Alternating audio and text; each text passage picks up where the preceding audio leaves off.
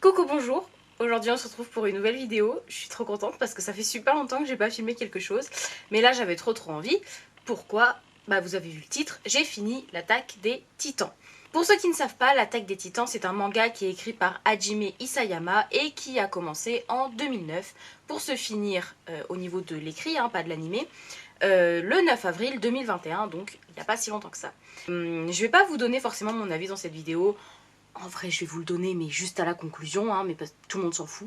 Je vais juste vous expliquer la fin, peut-être des petites choses que vous avez manquées, peut-être des petites choses que vous n'avez pas compris. Donc que vous soyez là après avoir fini les scans ou le manga ou après avoir vu l'animé, bah bienvenue, voilà. Tout le monde est le bienvenu ici de toute façon. Alors aussi, j'ai pas précisé, mais du coup pour ceux qui en sont à l'animé, évidemment cette vidéo est pleine de spoil puisque c'est par rapport à la fin du manga. Donc j'ai fait exprès de pas mettre une image qui allait vous spoiler en miniature. Partez tout de suite, et puis revenez me voir quand vous avez envie de savoir la fin ou quand vous serez arrivé vous aussi à la fin. Voilà, c'était le petit message de prévention pour éviter que les gens m'insultent en commentaire. Alors, je vais commencer mes explications sur la fin en parlant du personnage d'Eren. Donc, pas la peine que j'explique, de toute façon je suppose que si vous êtes là, c'est que vous connaissez un minimum le manga, sinon, je sais pas, vous êtes perdu, retrouvez votre chemin. En finissant le manga, moi je me suis dit que Eren était devenu un oiseau. Je trouvais ça super beau, je trouvais ça super poétique. Il est devenu finalement tout ce qu'il a toujours voulu être, c'est-à-dire un être libre qui peut passer par-dessus les murs, qui peut découvrir le monde, qui peut tout simplement être libéré de toutes les entraves qu'il peut avoir dans la vie. Et je trouvais ça magnifique. En plus, vous connaissez si vous avez lu ou vu, à la fin on a cette scène où Mikasa est assise et où un oiseau vient lui enrouler l'écharpe autour du cou. Moi j'étais là en mode oh mon dieu, mais c'est Eren qui vient lui enrouler l'écharpe parce qu'il a dit qu'il lui ferait à chaque fois qu'elle en a envie. J'étais oh c'est trop mignon, c'est super cool. Oui, mais j'adore quand il y a des mais. En relisant plusieurs fois le chapitre, parce que j'aime me faire du mal, je me suis dit peut-être pas en fait. Peut-être que c'était juste un clin d'œil, mais que Eren est juste mort et qu'il s'est pas du tout réincarné en oiseau. Et que du coup c'est lui le grand perdant de l'histoire. Donc voilà, pour Eren il y a ces deux grands axes. Je vais vous donner des arguments un peu pour les deux et des petites choses qu'il fallait remarquer. Et puis après vous choisirez vous la fin que vous préférez. Honnêtement je préfère celle où il se transforme en oiseau parce que ça veut dire qu'il a pas totalement tout perdu. Mais on n'en est pas sûr en fait, on ne sait pas. Donc par rapport à cette théorie, il y a plusieurs arguments. Les oiseaux sont toujours présents, dès qu'il y a des titans qui arrivent, il y a des oiseaux qui s'envolent, dès qu'il se passe quelque chose, il y a des oiseaux quelque part, etc. Et du coup, dans les derniers chapitres, on a cette scène avec Armin qui est sur le bateau à côté d'Annie et qui voit une mouette qui le regarde de manière super insistante. C'est à ce moment-là qu'auraient eu lieu les adieux du coup d'Armin et Eren qu'on voit dans le dernier chapitre. Ensuite, le fait qu'Eren se transforme en oiseau, comme je le disais au début, c'est super poétique, c'est beau, c'est symbolique puisque il est devenu du coup l'incarnation même de quelque chose de libre. Les bataillons d'exploration, c'est pas pour rien que leur symbole ce sont des ailes. C'est voilà, l'oiseau il peut passer au-dessus des murs, il peut passer par-delà les mers et les océans. C'est ce qu'il y a de plus libre, c'est ce qu'il y a de plus qui correspond le plus en fait aux idéaux d'Eren à ce moment-là. D'Eren. Attends, je vais me faire engueuler par mon frère parce que des fois je dis Eren alors que c'est Eren apparemment. Enfin bref, on s'en fout de mon histoire. Donc voilà, ça c'est tous les arguments que je vous expose en faveur de la fin, comme quoi Eren finit par devenir un oiseau. Après, du coup, c'est juste que l'oiseau a une place ultra importante. Est-ce que c'est pas juste le symbole du fait qu'Eren est libéré?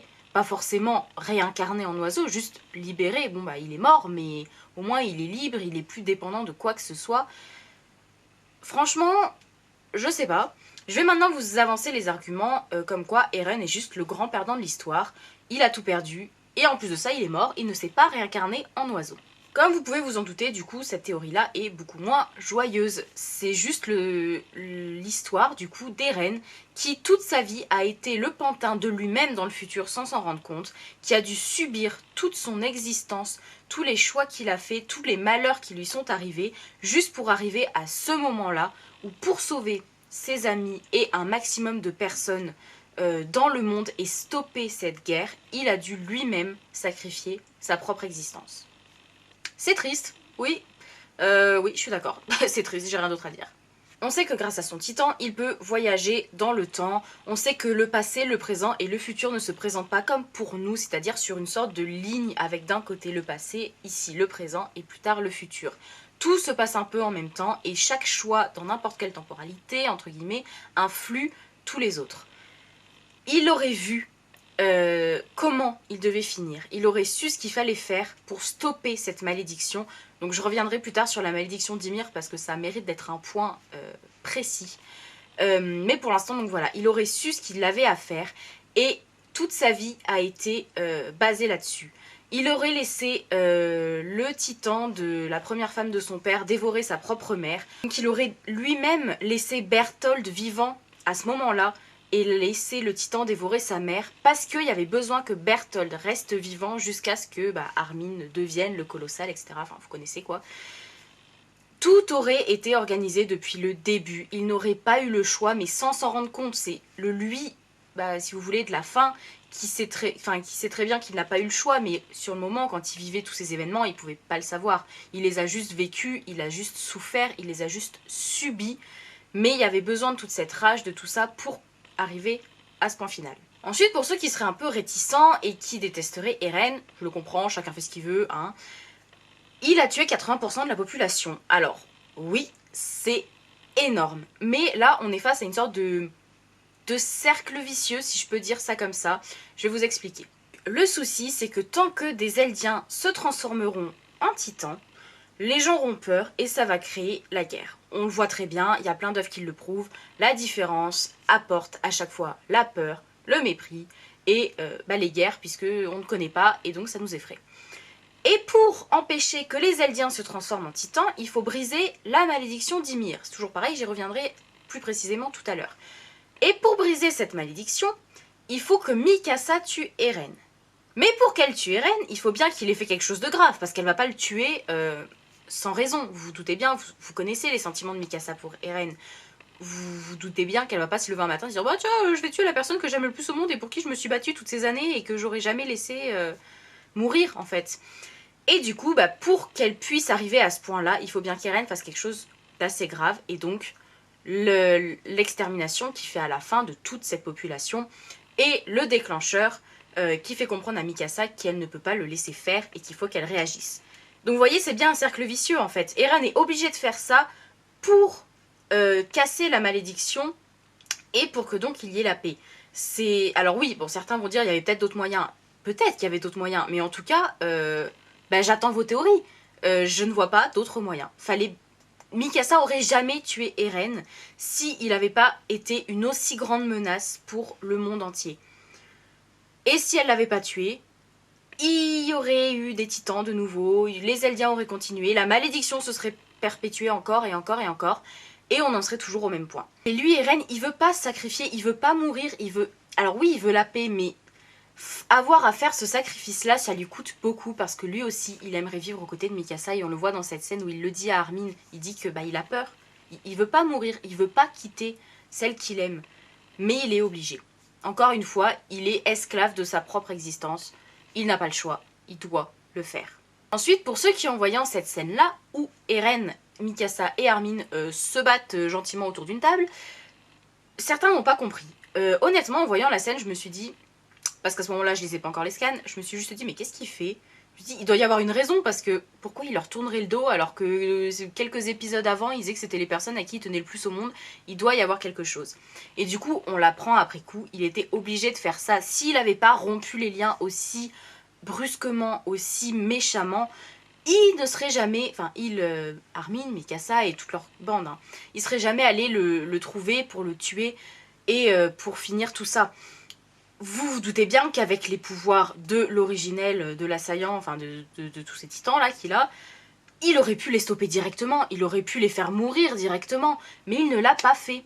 Il l'a pas fait parce que c'était prévu. Il devait passer pour le méchant, l'ennemi, pour qu'il vienne l'attaquer, il le tue, et puis la fin de la malédiction, parce que je vous expliquais avant, quoi. Il était obligé de le faire, donc oui, cette scène, elle fait de la peine. RIP tous les montages que j'ai vus où on entrecoupe des scènes de bagarre et des scènes où petits ils étaient copains. C'est très dur psychologiquement pour moi ça, hein. je vous le cache pas. Mais c'était nécessaire une fois encore et il ne l'a pas du tout fait.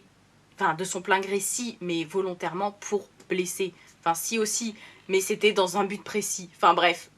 Je suis pas sûre que vous ayez choisi la meilleure vidéo pour vous expliquer la fin en vrai, mais bon. Restez quand même, ça fait plaisir, puis abonnez-vous aussi, puis lâchez un petit like parce que ça fait plaisir. Voilà, moi je suis contente quand il y a des gens qui viennent regarder, qu'on discute tous ensemble en commentaire des théories et des avis. Je trouve ça super cool, donc n'hésitez pas. Donc voilà, à vous de choisir du coup la fin d'Eren. Est-ce que Eren est le grand perdant de l'histoire à avoir sacrifié sa vie, à avoir sacrifié son existence, ses sentiments, il a perdu ses amis, il a perdu l'amour de sa vie, il aura tout perdu pour garantir la paix, enfin, ou du moins laisser une chance à la paix d'arriver sur ce monde? Ou est-ce que malgré le fait qu'il ait tout perdu, il se réincarne en oiseau pour devenir finalement la forme la plus libre qui soit? Quoi qu'il en soit, de toute façon, à la fin, donc Mikasa ramène la tête d'Eren pour l'enterrer au pied de l'arbre du premier épisode. Et Isayama, une fois encore, avait tout prévu puisqu'on voit dans cette planche du tout début une croix sur l'arbre. Est-ce que c'était déjà un symbole de la fin de ce manga? Moi, j'aime penser que oui. Pour moi, on peut pas laisser un truc aussi évident, mais en même temps qu'on peut pas comprendre si on n'a pas vu la fin, sans que ce soit prévu depuis le début. Pour Eren, c'est terminé. C'était la plus grosse partie, hein, donc vous inquiétez pas, les autres parties seront beaucoup plus courtes. On va parler du coup plus précisément de la malédiction d'Ymir dont je vous ai parlé plusieurs fois sans vraiment rentrer dans les détails pour que vous compreniez un peu plus parce que même moi il m'a fallu du temps. Enfin je comprenais en gros ce que c'était mais pas bien dans le détail. Donc Ymir c'est une jeune personne qui a été maltraitée par son roi, qui a été laissée à l'abandon, dévorée par ses chiens. Donc elle tombe dans l'eau. Et là, elle acquit le pouvoir du titan. Mais au lieu d'utiliser ce pouvoir-là pour détruire la personne qui l'a elle-même détruite, elle décide de se mettre à son service et même de laisser les propres enfants du coup de ce roi la dévorer pour ensuite faire les titans, enfin vous connaissez. Elle a été incapable de se libérer de ses propres sentiments alors que le gars, il a quand même été pas très sympa. Et je dis ça gentiment, mais il a pas du tout été cool avec elle. Et elle n'a pas su se libérer de ça. Elle a été esclave toute sa vie de ses sentiments envers quelqu'un qui ne lui rendait pas correctement son amour. Et c'est pour ça qu'elle avait besoin de Mikasa. Oui, elle aurait pu choisir quelqu'un d'autre, hein, je suis d'accord, hein, mais non. Elle avait besoin que Mikasa se libère elle-même de ses sentiments envers Eren, qui a pas été un connard autant que le roi. Je sais pas si j'ai le droit de dire ça, bon. On s'en fout, on connaît pas les règles. Il n'a pas été autant cruel et méchant envers elle, mais on peut voir au tout début que vraiment il essaye de s'en débarrasser, il lui rend absolument pas tout l'amour qu'elle lui donne. Et c'est pour ça, du coup, à la fin, quand Mikasa tue enfin Eren, se libère des chaînes de ses sentiments, mais l'embrasse, ça veut dire qu'elle se libère, mais en même temps elle l'accepte. C'est genre, oui je l'aime, mais il fallait que je le fasse pour l'humanité. Ymir est derrière et sourit. Elle a réussi, enfin Mikasa a réussi à faire ce que Ymir n'a jamais réussi à faire. Et c'est pour ça que ensuite tout le monde redevient humain, qu'il n'y a plus de titans, que tout rentre dans l'ordre. La malédiction est enfin terminée. La boucle est bouclée. Voilà, Mikasa a terminé le travail que Ymir n'a jamais pu terminer. Ensuite, même si du coup le gros de la fin c'est l'histoire du coup de Eren, Mikasa et du coup Armin, mais je crois que je regarde ma feuille, hein. Je crois que j'y reviens un tout petit peu après. Il y a plein d'autres personnages et il y a plein d'autres choses qui sont belles à remarquer dans cette fin. Donc déjà, on va commencer par les adieux de Levi à ses compagnons. Il est là, adossé à son rocher, et il fait une dernière fois le salut, donc vous-même vous connaissez, hein, Shinzu Osasageyo, au front notre cœur. Et il dit au revoir à toutes ces personnes qui sont décédées en fait dans tous les chapitres précédents. Ce que je n'avais pas remarqué, et que j'ai remarqué au bout de 2 ou 3 lectures, c'est qu'on voit à ce moment-là une larme sur sa joue. Lui qui a toujours eu un regard si pas inexpressif, parce que en vrai j'avais vu des choses drôles par rapport à ça et je pensais vraiment qu'il avait zéro émotion. C'est pas vrai, il y a de l'émotion dans son regard, mais il la laisse pas transparaître autant que les autres. Il aurait jamais pleuré par exemple, mais là ça y est, c'est la fin et il lâche sa larme. C'est symbolique, tous les sacrifices qu'il a fait, tous les choix qu'il a fait, même celui de sauver Armin à la place d'Erwin qui a dû être pour lui un des choix les plus difficiles, il les a fait pour une bonne raison et il le sait. Tous les efforts qu'il a fait, tous les choix qu'il a pris ont aujourd'hui pris tout leur sens. Ça a payé. Sans la mort de tous ces personnages, on n'en serait pas arrivé là, une fois encore. Donc moi j'ai trouvé ça très beau, très poétique une fois encore. J'aime bien dire beau et poétique, hein, vous l'aurez remarqué, c'est parce que j'ai pas beaucoup de vocabulaire. C'est pas vrai. Mais voilà, je trouve ça très symbolique, c'est mignon. Donc on le voit, il a son visage totalement défiguré. On peut pas s'empêcher de faire le parallèle avec les gueules cassées, par exemple, qu'on a connu nous après la Première Guerre mondiale. Mais on a l'impression qu'il est plus léger. Il est enfin libéré lui aussi de tous les choix qu'il a dû faire. Il va pouvoir finir de vivre sa vie dans le recueillement, la reconstruction et essayer de trouver la paix. Et c'est en ça que c'est symbolique le fait que ce soit Gabi et Falco qui s'occupent de lui à la fin, donc sur cette planche. C'est la transmission dans les générations. Il ne faut pas que les générations futures oublient ce qui s'est passé pour pas que ça se reproduise. Ils ont vécu des choses horribles. Tout le monde a vécu des choses horribles, tout le monde a perdu des gens. Il ne faut pas que cela se reproduise. Et Levi qui va transmettre du coup à Gabi et Falco, qui étaient jeunes, hein, mais qui ont quand même vécu ça, qui vont eux-mêmes le transmettre aux générations futures, etc. etc. C'est le devoir de mémoire. Ne citez pas ça au bac d'histoire géo, je suis pas sûre que, que ce soit dans le sujet si vous tombez sur les mémoires. Mais c'est ça, le devoir de mémoire, c'est ça, c'est de ne pas oublier pour ne pas perpétuer toujours et encore les mêmes erreurs. C'est de rendre hommage à tous les gens qui sont décédés malheureusement pour en arriver à la paix. Alors, on a Connie et Jean, je les mets ensemble parce que c'est vrai qu'avec Sacha, ils formaient un super trio. D'ailleurs, RIP Sacha, j'étais très triste à sa mort, vraiment. Et ils vont réussir à avoir ce qu'ils veulent finalement depuis le début, à peu près. Connie, pour qui la famille a toujours été un moteur, a toujours été important, même sa façon de se comporter avec Sacha. Bon, alors certains ship Connie, Sacha, c'est dur à dire, ship Connie et Sacha. Pour moi, je voyais plus une relation fraternelle. Pour Connie, la famille, c'est ce qu'il y a de plus important. Et il va pouvoir retrouver sa mère, puisque les titans sont redevenus humains. Donc le fait de ne pas l'avoir tué avant, il doit être content. Il va se dire, je vais retrouver ma mère. Donc, Jean, lui, il a toujours voulu sa petite vie tranquille. Il a toujours voulu... voilà, il voulait une vie pépère, il voulait pas d'embrouille, il voulait pas de problème. Mais il s'est quand même battu aux côtés de tous ces héros, comme un vrai héros lui aussi. Petite dédicace à mon petit frère, c'est son perso préféré, voilà. Et il a enfin cette petite vie. On voit sur la planche qu'il se fait tout beau dans le miroir. Il s'apprête à aller retrouver Mikasa, qui est la femme qu'il aime hein, depuis le début. Peut-être qu'ils vont enfin pouvoir finir ensemble. On ne sait pas. Mais dans tous les cas, il a enfin une vie paisible où il n'a pas autre chose à se préoccuper que lui et les gens qu'il aime. Hein, mais voilà, la tranquillité pour Jean, ça fait plaisir. Ensuite, on a Historia. Alors honnêtement, je pensais qu'elle aurait un rôle un peu plus important. Au final, elle va avoir un rôle important, mais c'est juste qu'on va pas nous le montrer. Mais on sait très bien que c'est eux qui vont faire le lien, enfin Historia et Armin, et qui vont un peu tout régler les soucis ensemble, et ça fait plaisir. Mais ce qui est surtout beau, c'est qu'elle va réussir là où sa mère a lamentablement échoué. Elle a donné la vie à une petite fille. Elle va s'en occuper, et on sait très bien... Je veux dire, connaissant Historia, faut que j'arrête, hein, c'est pas de vrais gens. Mais on sait très bien qu'elle va bien s'en occuper, qu'elle va lui donner tout l'amour dont elle a besoin et qu'elle va devenir une belle personne. Et c'est ça qui, pareil, en fait c'est des sortes de boucles, ça finit la boucle. Elle va réussir là où sa mère n'a pas réussi. Ça fait 2 fois réussi, vous avez compris. J'ai failli oublier, mais Armin, faut quand même que j'en parle. En plus, c'est mon personnage préféré depuis le premier épisode. D'ailleurs, mon frère n'a jamais compris. Il s'est dit, mais pourquoi lui? Je fais, mais je sais pas. J'ai un feeling. Je sens que lui, il va être bien. Armin, la paix incarnée. Je sais pas. Moi, après, bon, évidemment, là, je vais essayer d'être objective, mais je vais pas y arriver. Mais évidemment que c'est lui qui va apporter la paix. Évidemment que c'est lui. Il a toujours choisi la discussion au lieu de la bagarre. La bagarre? Bah alors, on fait la bagarre. Donc il a toujours choisi de parler au lieu de se taper dessus. Et c'est pour ça que c'est bien que ce soit lui. Et honnêtement, plus j'avançais, plus je me rappelais de cette scène où, bah justement, quand Berthold meurt et qu'on doit choisir entre Erwin et Armin, et que Eren s'excite, mais comme pas possible, en disant que c'est Armin qui va sauver l'humanité, je me suis dit, cette scène-là, elle ne peut pas exister juste pour exister. Isayama aurait jamais laissé un truc aussi obvious...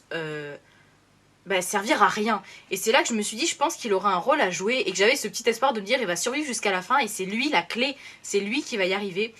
Et oui, c'est lui qui va apporter la paix parce que qui de mieux qu'Armin qui a des espoirs plein la tête, qui a des rêves plein les yeux et qui préfère discuter, parlementer, trouver un arrangement pour apporter la paix. Évidemment, bah, c'est le candidat parfait.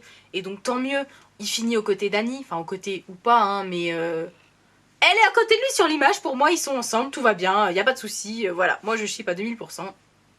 Tout va bien une fois encore. D'ailleurs, Annie retrouve son père aussi, elle rentre chez elle. La boucle est bouclée aussi. Bon, la fin est un peu brouillon de ma vidéo, désolée, mais voilà, la boucle est bouclée pour elle aussi. Et c'est beau, cette plume qui tombe. Donc si vous pensez que c'est Eren, bah tant mieux. Et sinon, bah c'est juste le symbole de la liberté. Voilà, il est sur la mer. Armin, qui adore autant la mer, l'océan, qui voulait aller la voir, là il navigue dessus pour apporter la paix sur Paradis. Pour une fois que c'est pas la guerre qui arrive sur Paradis, mais la paix, je trouve ça fou.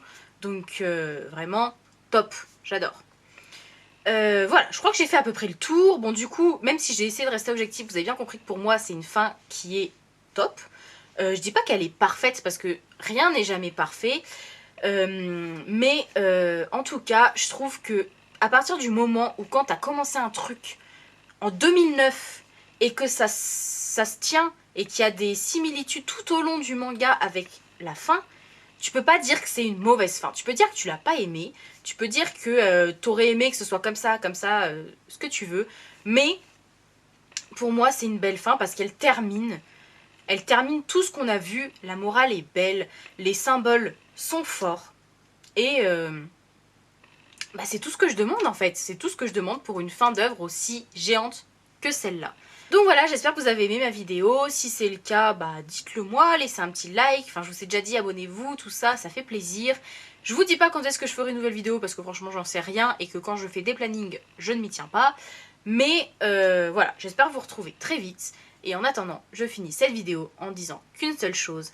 Merci, Isayama.